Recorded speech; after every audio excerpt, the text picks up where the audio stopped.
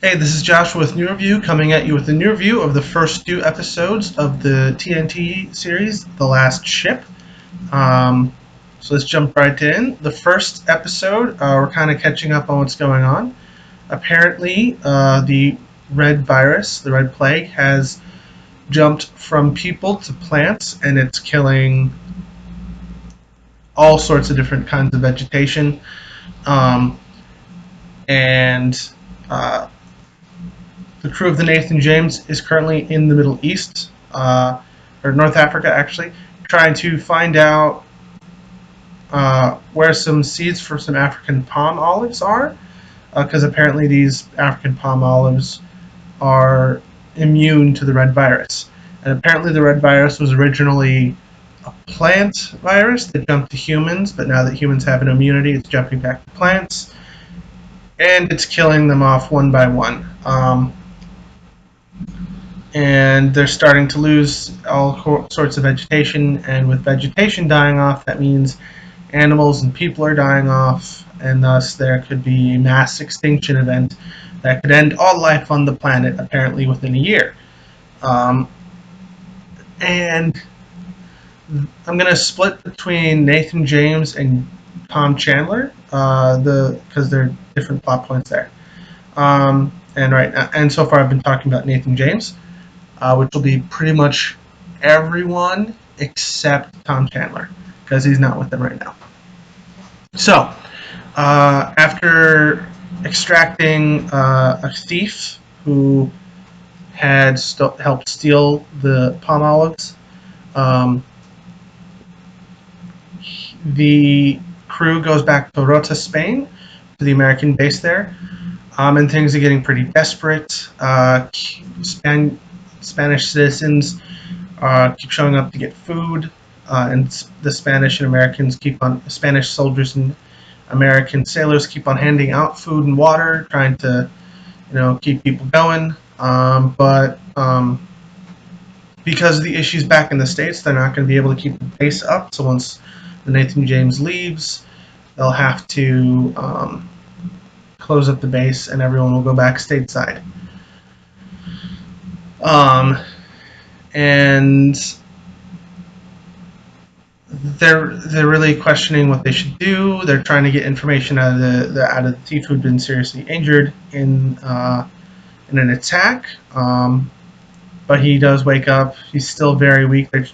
They're trying to do this report style interrogation, which is basically, all right, you're in this situation. What can we do to help you? We want to help you. You're worried about your family. We can help your family. Just tell us where they are, and we'll do what we can.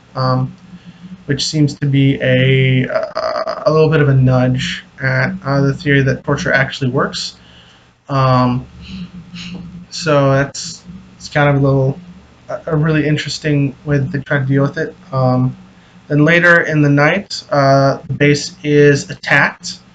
This kid is used as a suicide bomber, and it wounds uh, Lieutenant Commander Burke, who is the original Burke's brother.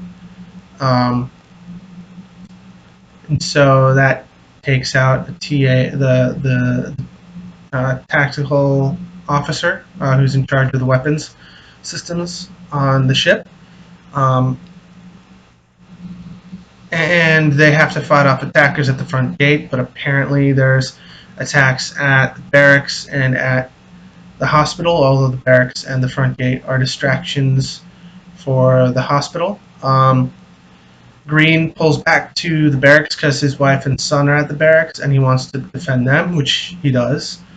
And I have to say that while the series writing isn't best, the action sequences are part of the reason why I keep on coming back, as well as the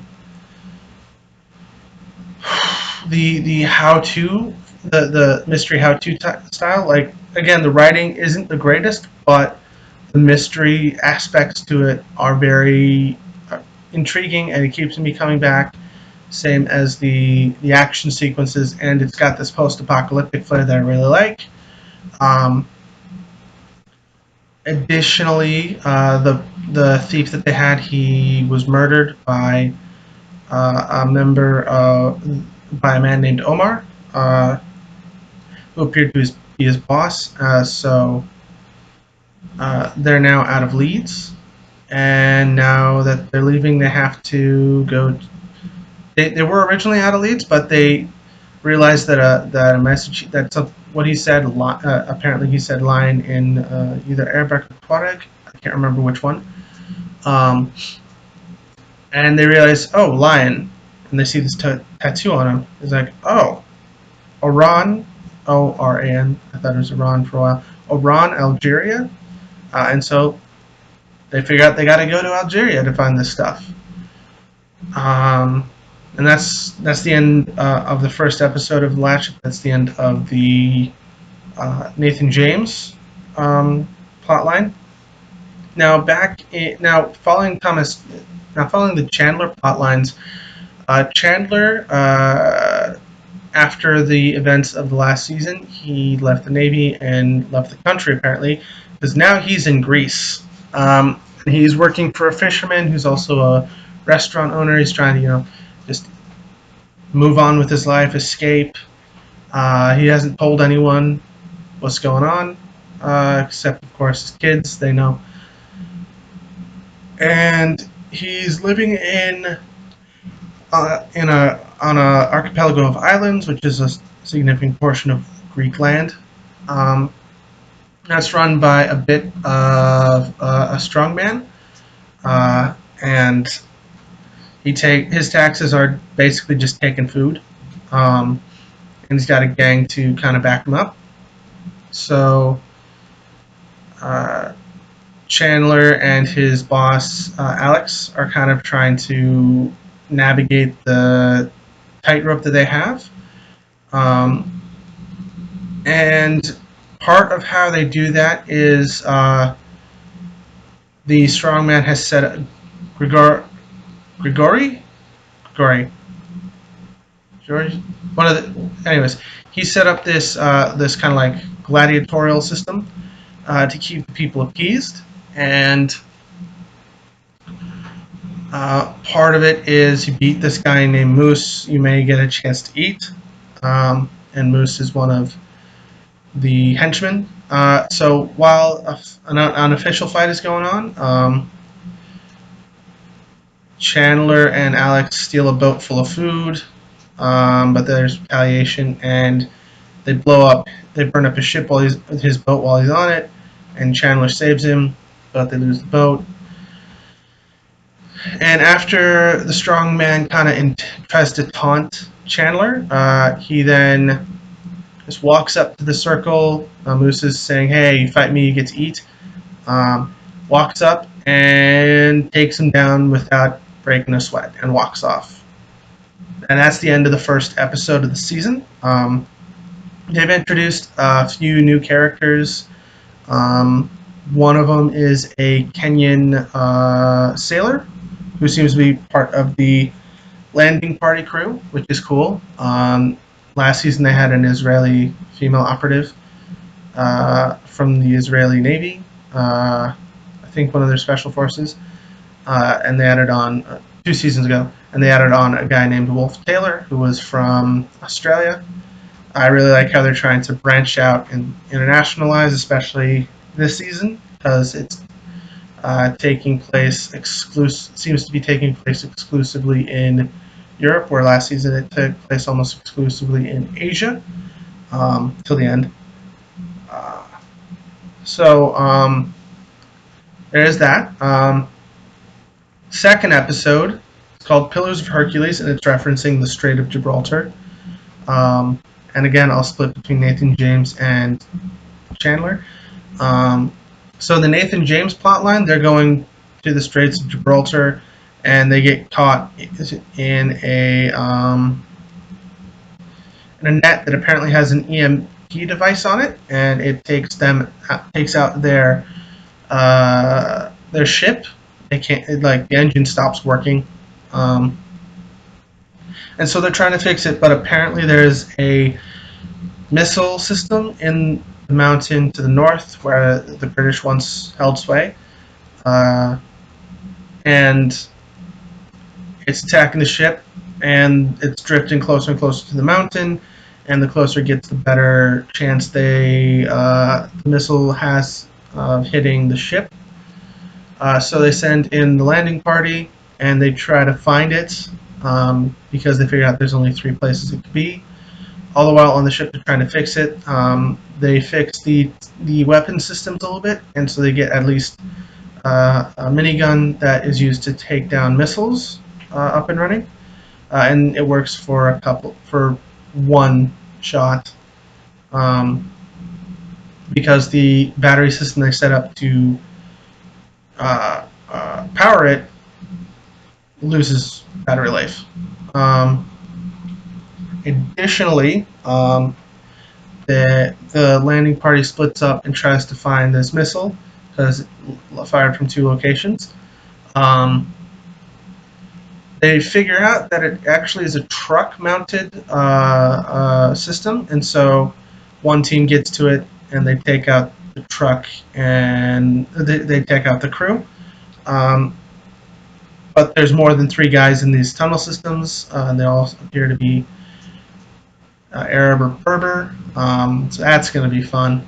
Um, didn't really touch on Arab fighting forces, although it is locationally speaking most likely people to be doing that, especially since the people who have the seeds are Arab and Berber. Anyways, so they're having a little trouble getting to a C4 device that they were planning to use to destroy the truck. And so eventually they decide, okay, let's just do a danger close mission. And while the truck is getting blown up, we jump off the cliff and into the water, which they do. And it was a spectacular explosion. And on the ship, they actually jerry-rigged the helicopter engine um, to the main engine, and it's a really interesting way to do it.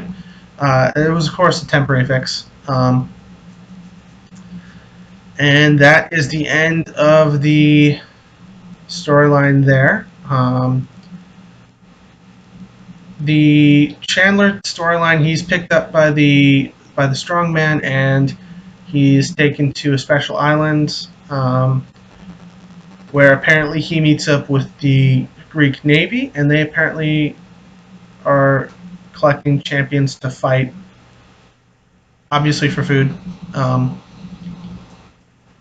And Moose gets his ass kicked by a man named Stavros, who's brought in by the Greek Navy, and because he lost twice and wasn't really aggressive or anything, he is killed. Chandler then notices some things like Grigori seems to be not the boss man. He is the immediate boss, but he's not the so-called master. And I think the 2 storylines are connected. They always end up being connected in this series in some way. So he notices a scarab necklace, and Grigori's sister, who's also at this island, has the same necklace. And so he decides, I'm going to try to get close to her so I can get to this place that the scarab necklace can get me to. And eventually he is... And Grigori doesn't like this, so he puts him up against Stavros, and he beats the shit out of Stavros because he fought smart, and Stavros just fought aggressive. And Chandler, even though he's dating Alex's daughter, or employee, one of the two, he is playing a dangerous game of trying to get close to Grigori's sister so he can get the scarab, which includes, at the end of this episode, having sex with her. Again, I think it's to try to manipulate her so he can get what he needs, so he can find out what's going on, because that's Chandler. He likes knowing what's going on and figuring it out. This premiered on Sunday, and it's always on Sundays on TNT. Um, I'm excited for the next episode. This is Joshua with New Review, signing off.